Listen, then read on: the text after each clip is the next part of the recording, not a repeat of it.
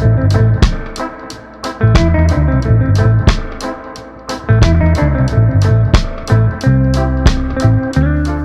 সবাইকে জানাই শুভ সকাল বন্ধুরা। তো আজকে ভোর ভোর চলে এলাম গাদিয়ারা লঞ্চ ঘাটে।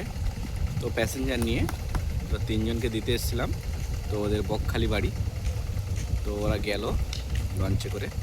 তো আমি এখন এই যে একদম নদীর ধারে বসে একটু হাওয়া খাচ্ছি, খুব গরম হচ্ছিলো বলে। তো আর এইদিকে হচ্ছে অটো স্ট্যান্ডারে, আর খেয়েঘাটটা ওইদিকেই। তো এখানটায় বসে আছি, একটু বাতাস লাগছে খুব সুন্দর। তো একটু রেস্ট নিয়ে তারপরে বাড়ির দিকে যাব। তো একদম সামনেই আছে আমার লঞ্চ ঘাটটা। তো লঞ্চ ঘাটটা তোমাদের অবশ্যই দেখাবো। তো সবে রোদ বেরিয়েছে একটু জোর। এখন জোয়ার লেগে গেছে নদীতে। তো চলো তোমাদের দেখাই সামনের দিকে। তো দেখো বন্ধুরা, নদীতে সবে জোয়ার লেগেছে। আর তো আমি এখানে বসে বসে একটু বাতাস খাচ্ছি, বললাম তোমাদের একটু আগে।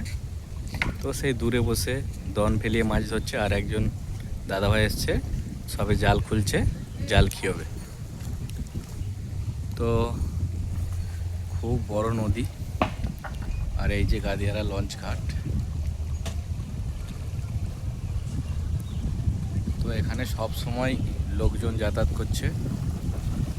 তো লঞ্চ বেরোচ্ছে ওপারে, একটা নূরপুর যাচ্ছে, আর একটা ঠিক নামটা ভুলে গেলাম, গেঁওখালি। তো একটা নূরপুর, একটা গেঁওখালি, দুই জায়গায় লঞ্চ যাচ্ছে ওপারে। তো এখান থেকেই ছাড়ে গাদিয়ারা। তো ঠান্ডাও লেগে গেছে আমার খুব, যার জন্য হয়তো একটু গলার স্বরটা একটু কেমন লাগছে তোমাদের। তো যাই হোক,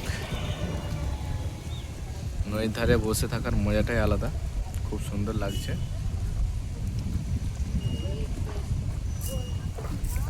তো কত সুন্দর জায়গা, সব এখানে বসে থাকার জন্য সবাই আসে এই ধারে বসে, আর এই ধারে বসার জন্য। তো এটা হচ্ছে মোড় মাথাটা, ওখানে সব গাড়ি আর স্ট্যান্ড হয়।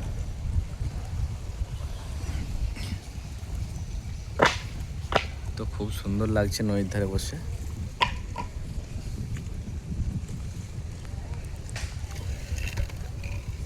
তো তোমাদের কেমন লাগলো অবশ্যই জানিও। তো এই যে একজন দাদা ভাই আরেকজন আসলো মাছ ধরার জন্যে, তো বসে গেল।